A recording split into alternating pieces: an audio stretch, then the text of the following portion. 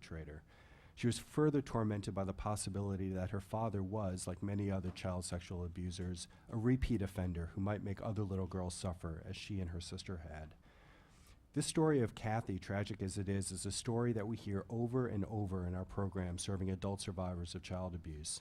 At Safe Horizon, we see the crippling impact that sexual abuse has on its victims, young and old, and we hear the anguished stories of adult clients like Kathy, who struggle for years to grasp what's happened to them and are then restricted by outdated laws from seeking justice. We have rape and sexual assault programs in each borough. They're part of our community offices. And approximately 35% of our clients in those programs are adult survivors of childhood sexual abuse.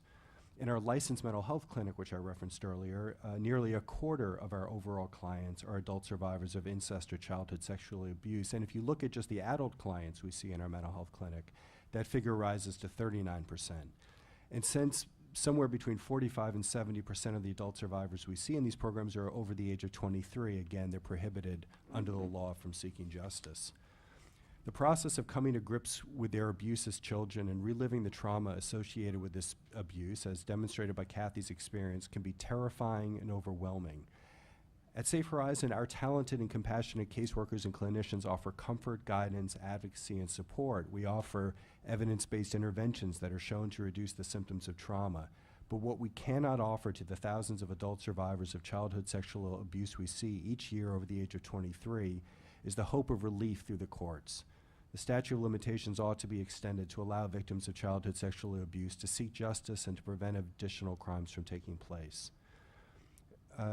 We also work with child victims of sexual assault when they're children. Our mental health clinic, which I referenced earlier, engages children who have suffered unspeakable cruelty with proven clinical treatments designed to ameliorate their trauma.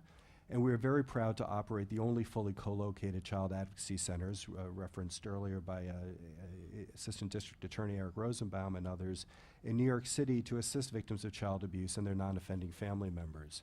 We operate these centers, which are fully co-located. You have Safe Horizon, you have the police, ACS, prosecutors, medical providers. We operate them because we know that 4 children in the United States die each day as a result of child abuse and neglect. And because nearly 80% of the children who die because of abuse are younger than 5 years of age.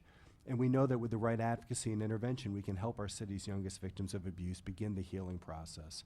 In partnership with trauma experts from Yale University, Safe Horizon is implementing evidence-based practices in our CACs to reduce the symptoms of trauma in the children we see, and we're already seeing encouraging results.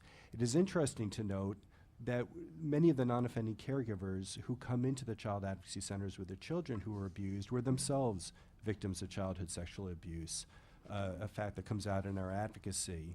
Needless to say, the great majority of these brave men and women face the same rigid restrictions in pursuing relief through courts. Those who perpetrate this crime, and you've heard this already today, are purposefully selecting victims who are too young and often too terrified to report the abuse. Our existing laws allow far too many of these abusers to escape justice, and we think it's time for that to change. We urge both the Assembly and the Senate to pass legislation that recognizes the impact of child abuse on the lives of New Yorkers for many, many years after the abuse itself ends, and adjust the law accordingly. Thank you so much. Thank you. Thank you very much for all the work that you've done and for your testimony. Thank you.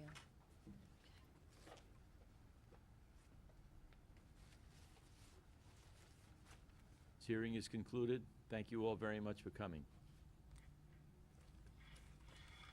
Well, John? Good job. Thank you, sir.